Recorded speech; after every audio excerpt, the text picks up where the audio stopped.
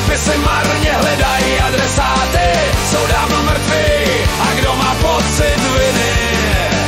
Ti, co to vítaj, nebo ti blbci tupí. U piva říkaj, to musí být fakt krutý.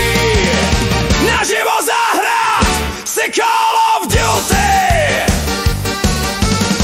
Začíná party, heslo je zastav válku, šampaňský teče, dávaj si spousty dárků, na stolech mísy jsou plný kaviáru a smích se tříští o stěny toho sálu. Proslovit cnostný, hledá se k míru zkratka, nějakým to nedochází. Čím více zbraní, tím větší budou jatka.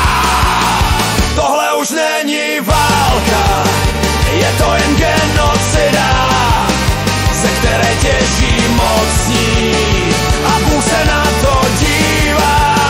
Vlastně je jasný, že ani žádnej není v náletech dronů.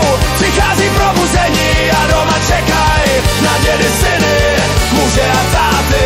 Dopisy marně hledají adresáty, jsou dávno mrtví a kdo má pocit viny? Ti, co to vítaj, nebo ti blbci tupí. U piva říkaj, to musí být fakt krutý. Naživo zahrát si Call of Duty.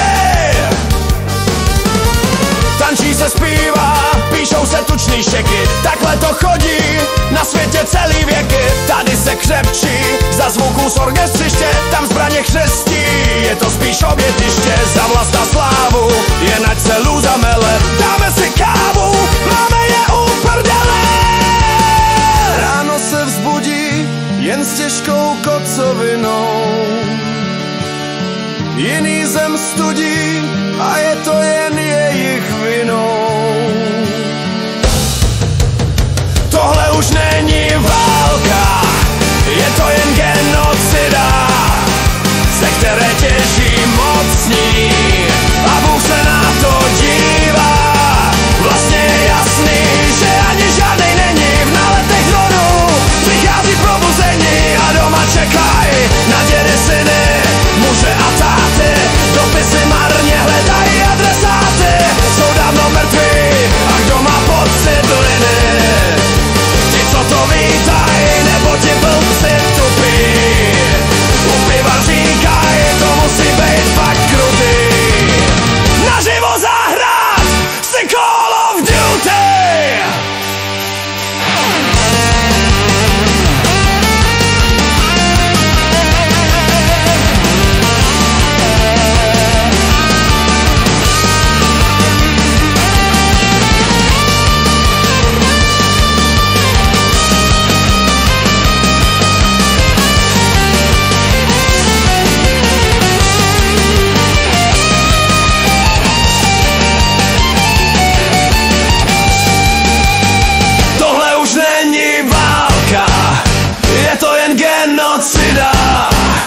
Ze které těží mocní